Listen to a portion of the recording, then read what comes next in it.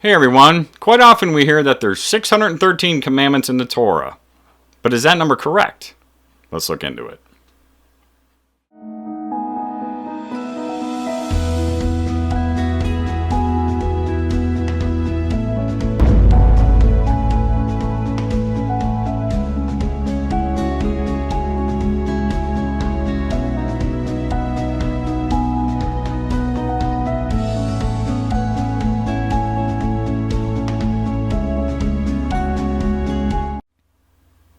Shalom everybody, and welcome to Beit Tefillah Basics.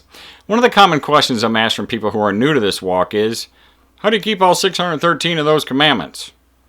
Or another question they may ask is, are there really 613 commandments that we need to keep today? Well, the first report that we know of there being 613 commandments in the Torah dates to the 3rd century AD when a rabbi claimed this in a sermon that was recorded in the Babylonian Talmud. It's recorded that Rabbi Simlai gave a sermon that 613 commandments were communicated to Moses, 365 negative commands corresponding to the number of days in a year, and 248 positive commands that they thought corresponded to the number of bones in a man's body. So apparently this rabbi almost 2,000 years ago just invented the number of commandments at 613 because he merely added up what they thought were the amount of bones in the human body with the days in the year to arrive at 613. Sounds crazy, but there you have it. That's how they came up with this whole 613 number. As far as we know, nobody thought there were 613 commandments before that rabbi gave his sermon. Matter of fact, 150 years or so before that, it's recorded that a different rabbi said that it was less than half that number. And I've heard other people say, 613 commandments? I thought there was only 10. And anytime these 10 commandments are depicted, it's usually with a graphic that resembles this one. That's how we usually see it when it's on TV and books, movies, or whatever. We've all heard those 10 commandments, but let's read when God first gave them in Exodus 20, verse 2. I am Yehovah your God who brought you out of the land of Egypt, out of the house of slavery. You have no other mighty ones besides me.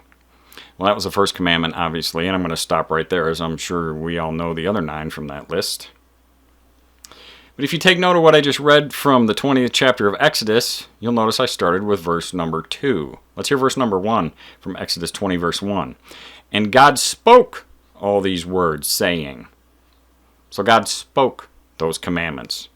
They hadn't been written on any stone tablets yet, not at this point in time. Let's also hear 12 chapters later in Exodus 32:15.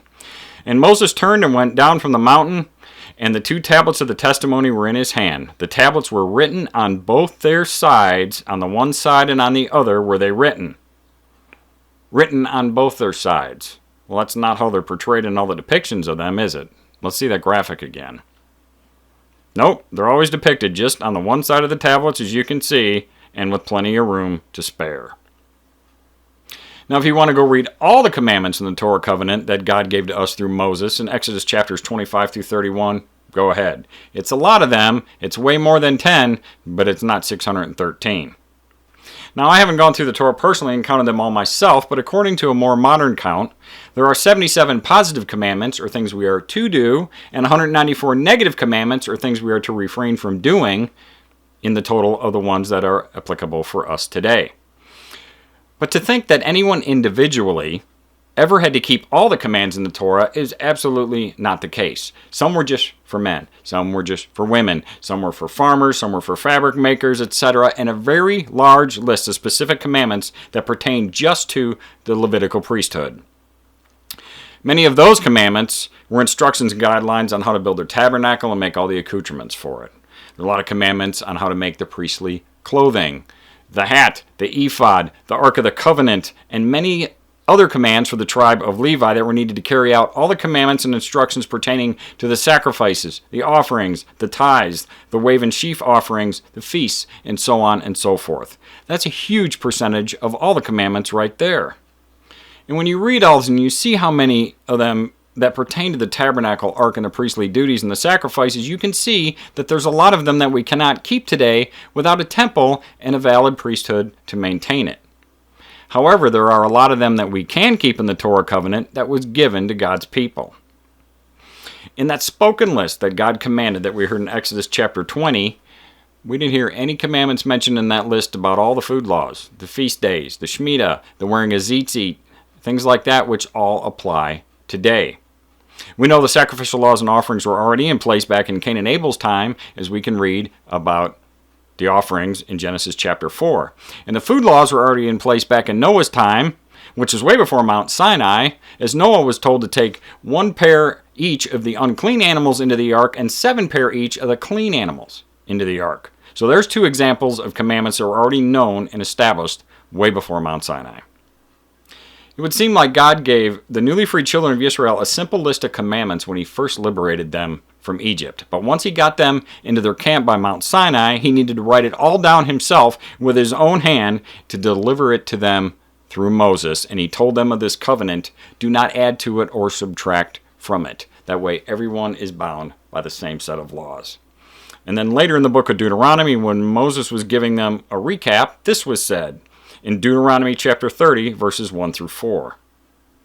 And it shall be, when all these words come upon you, the blessing and the curse which I have set before you, and you shall bring them back to your heart among all the nations where Yahweh your God drives you, and shall turn back to Yahweh your God and obey his voice according to all that I command you today, with all your heart and all your being, you and your children. Then Yahweh your God shall turn back your captivity and have compassion on you, and he shall turn back and gather you from all the people where Yahweh your God has scattered you. If any of you are driven out to the farthest parts under the heavens, from there Yahweh your God does gather you, and from there he does take you. So when we keep all the commands that were delivered to us back on that day, then we will become God's people as we have accepted and are keeping the terms of his covenant, the only covenant he's ever given to his people. There's not an old covenant, there's not a new covenant, there's one covenant. Okay? God told Abraham that his seed, who belonged to that covenant, would be scattered to the 4 corners of the earth, which is exactly where we are now. Look at how easy it is for us. We don't have to go to Jerusalem 3 times a year because there's no temple there for us. So we can keep the commands wherever we are in the dispersion, scattered worldwide, and we can let our lives be a light to those who are witnessing what we're doing and wherever we have been seated around the world. Okay? We eat according to the Torah covenant. We keep the Sabbath, the appointed times, and the feast that God commanded us to keep as a set-apart nation, his people. So as we can see, there is nowhere near 613 commandments, but there's quite a few more than just 10 of them. Well, that's all I have for today. Thanks for watching, everyone, and being a part of Beit Tefillah. Please sub to our channel if you haven't done so yet. Please share the video. We sure appreciate it. Give it a thumbs up, too. It sure helps with YouTube's algorithms. Shalom to all in the dispersion that are doing their very best to obey the Word of God. Everybody be blessed and have a wonderful day.